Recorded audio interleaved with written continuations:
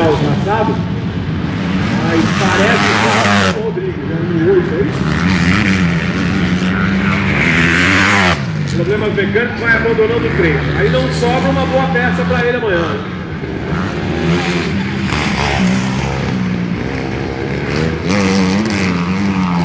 Campeonato Paranaense, a porta realização.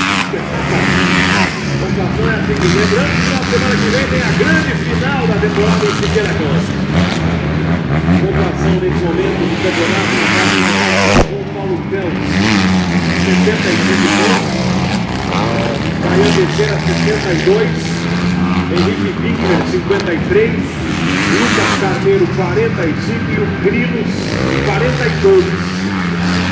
Então, João Paulo Phelps, que é catarinense, mas corre aqui pelo Paraná, tem nesse momento 3 vitórias, 65 pontos, é o primeiro colocado. Caian com 62 pontos, tem um segundo e 2 vezes na terceira posição, é o segundo colocado. 55. Henrique Winkler com 1 segundo do seu melhor resultado na terceira posição. João Paulo Phelps, Caian Teixeira, Henrique Winkler, Lucas Carneiro e o Wagner Grilo, e mais o Bruno Trindade, ainda com chances de chegar ao título de campeão paranaense na temporada.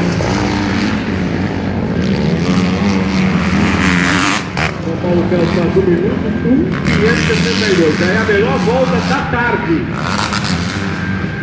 para a classe MX2. 1:562. Próxima baixada de 1 minuto, a MX1 até baixou, né? 59. João Paulo Phelps, 1:562, mas não tem vida fácil. O número 50.